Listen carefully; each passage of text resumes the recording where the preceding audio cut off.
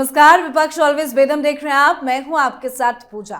पंजाब कांग्रेस के भीतर चल रही गुटबाजी अब खुलकर सतह पर आ गई है। चरणजीत सिंह चन्नी और अमरिंदर सिंह राजा वडिंग के बीच टकराव अब किसी से छिपा नहीं है।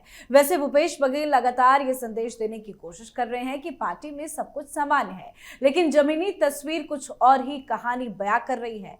भूपेश बघेल लगातार बैठकों का दौर चला रहे हैं, नेताओं को एक मंच पर लाने की कोशिश हो रही है, लेकिन सवाल यह है कि क्या केवल बैठकों से कांग्रेस की अंदरूनी लड़ाई खत्म हो जाएगी? तो वहीं इसी बीच भूपेश बघेल के लिए एक और चुनौती खड़ी होती दिखाई दे रही है।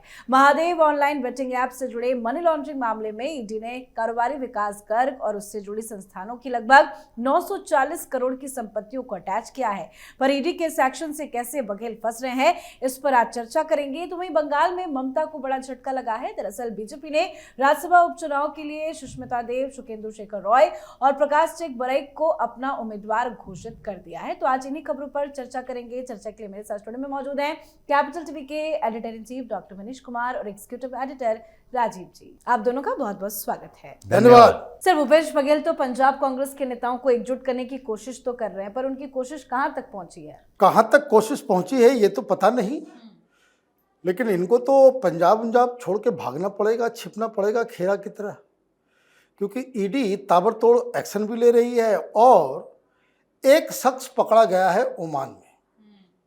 अगर उसने अपनी जुबान खोल दी तो ये सब नेतागिरी जो है इनकी जो है वो चारों खाने चित हो जाएगी। महादेव ऐप का नाम आपने सुना होगा।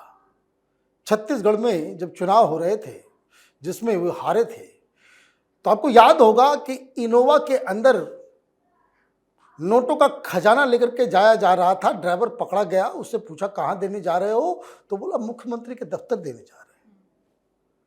पैसा उसी महादेव ऐप का था।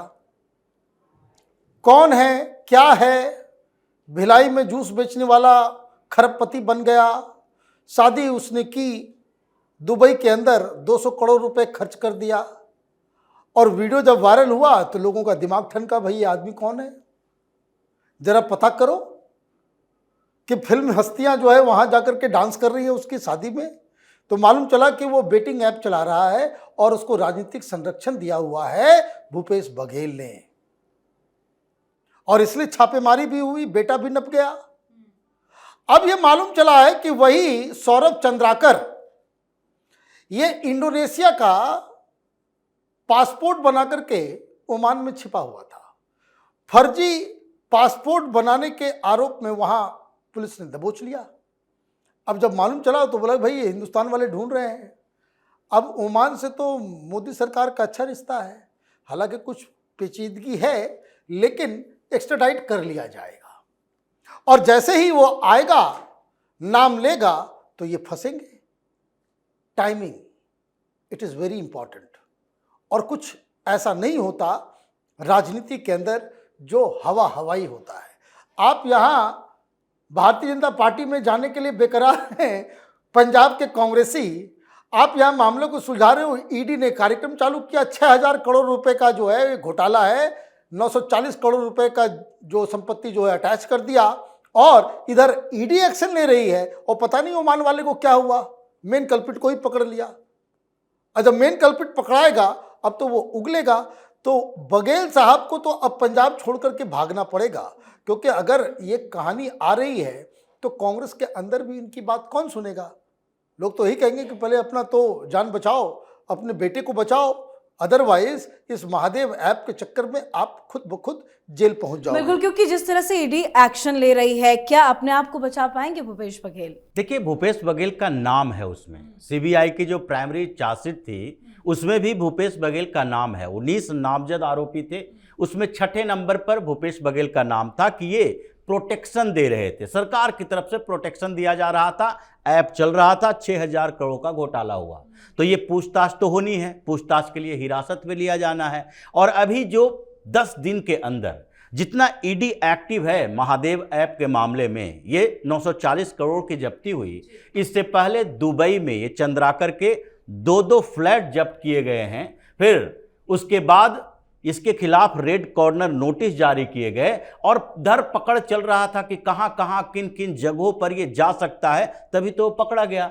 और सौरभ चंद्राकर का पकड़ा जाना यानी कि जैसे ही वहां ये आएगा, ईडी अगर पूछताछ करती है तो फिर नाम आएगा भूपेश बघेल का, यही तो थे ये सोनिया गांधी का एटीएम। तो अभी इनकी समस्या तो बढ़ने वाली है।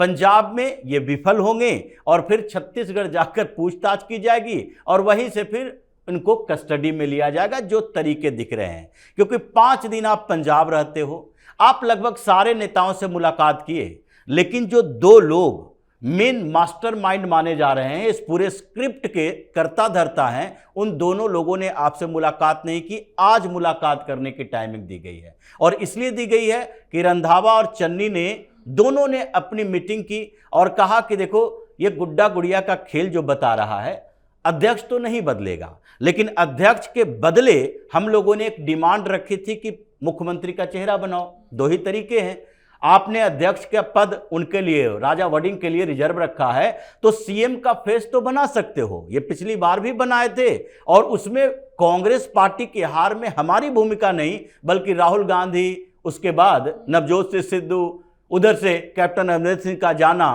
और ओवरऑल कांग्रेस के प्रति जो वहां पर किसान आंदोलन के समय से ही एंटी इनकम्बेंसी चल रही थी कि इन लोगों ने आंदोलन करवाया, दिल्ली भेज दिया, कांग्रेस कुछ कर नहीं पाई।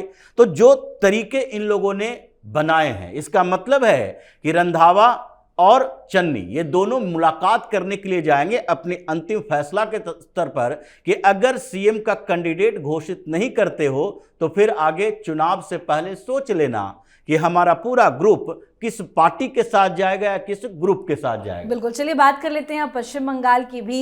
ये जो राज्यसभा के सांसद एक वक्त में टीएमसी के नेता हुआ करते थे, अब बीजेपी के उम्मीदवार बन गए हैं राज्यसभा सांसद के। कितना बड़ा झटका ये माना जाए ममता बनर्जी के लिए, और क्या आगे ये लिस्ट और लंबी होती जाएगी? देखिए, लंबी होती ही जाएगी। अगर 9 की संख्या हो गई होती टीएमसी वालों की राज्यसभा के अंदर भी, तो जैसे आम आदमी पार्टी का पूरा जत्था जो है उठ के आ गया बीजेपी के अंदर, वैसे इनका भी जत्था पूरा उठ के आ गया होता।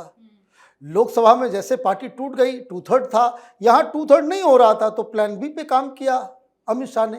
उन्होंने कहा कि अच्छा 9 नहीं पूरा हो रहा है तो 6 तो हैं, 6 तो हैं, तो 6 को ऐसा करते हैं, एक एक करके तोड़ते हैं। तो सब लोगों ने इस्तीफा दिया। इस्तीफा देने के बाद इनको यही आश्वासन दिया गया कि भाई आप जो है फिर से आप री इलेक्ट हो जाएंगे, क्योंकि हमारे पास तो संख्या की कोई कमी नहीं है। उधर जो टीएमसी है वो भी टूट टाट गई, वो भी खत्म हो गई। भाई 17-18 बचे हुए ममता बनर्जी के पास, तो चाहे ऋतुव्रत का ग्रुप हो या बीजेपी हो, वो सब इनको जिता करके भेज देंगे। तो 3 जो है वहां पे इस्तीफा इन लोगों ने दिया, अब इनको उम्मीदवार बना दिया गया। हालांकि खबर ये भी आई कि ऋतुव्रता ने कहा कि नहीं, एक को छोड़ दो, हमारे तरफ भेज दो, एक हमारा भी होना चाहिए वहां पे। तो उसको डांट पड़ी है, वहाँ दिल्ली से उनको डांट लगाया गया है कि ये सब जो है तमाशा करना बंद करो, जो इस्तीफा देगा राज्यसभा का वो भारतीय जनता पार्टी के टिकट से जो है वो आएगा। तो ये अभी हो गया है। खबर तो यार है कि महिला सांसद ने इस्तीफा ऑलरेडी दे दिया है, उसकी भी उसका कन्फर्मेशन कल परसों में आ जाएगा।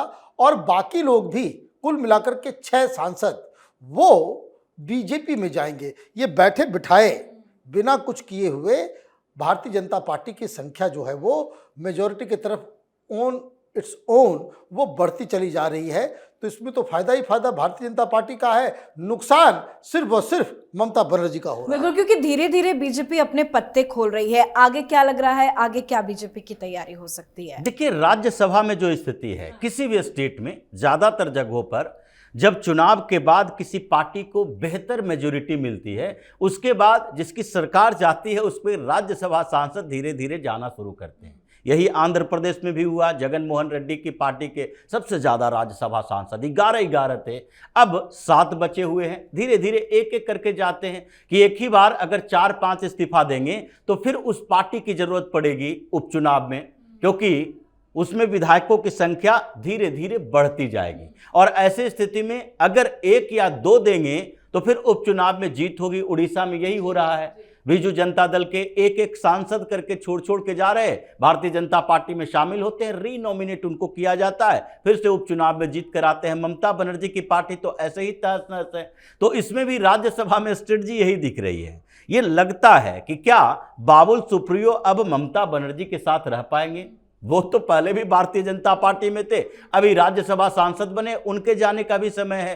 क्या ये डोला सेन वहां पर रह पाएगी? तो जो स्थितियां अभी दिख रही है, जैसा डॉक्टर साहब ने कहा कि 6 सांसदों की लिस्ट है, इसमें से 1-2 अगर छोड़ दिया जाए राज्यसभा के अंदर, डेरेक ओब्रायन अभी थोड़ा इंतजार करेगा या फिर मेनका गुरुस्वामी कुछ इंतजार करेगी, लेकिन उसके अलावा कोई ज्यादा नाम दिखता नहीं है जो 2 साल तक इंतजार करते रहे उस पार्टी के साथ रह के, जिसका न पश्चिम बंगाल में कोई औकात बची है और न केंद्र में कोई उनकी भूमिका बची है। तो एक एक करके राज्यसभा में ममता बनर्जी के सांसद ऐसे ही टूटते जाएंगे। जी, बहुत बहुत धन्यवाद सर आप दोनों का। धन्यवाद। तो एक तरफ पंजाब कांग्रेस में कुर्सी की लड़ाई थमने का नाम नहीं ले रही, बवाल खत्म होता तो नजर नहीं आ रहा है, भूपेश बघेल की भी मुसीबत और ज्यादा बढ़ गई है। तो दूसरी तरफ पश्चिम बंगाल में ममता बनर्जी को ऐसा झटका लगा है जिसने उनकी सियासी रणनीति पर बड़े सवाल एक बार फिर से खड़े कर दिए हैं।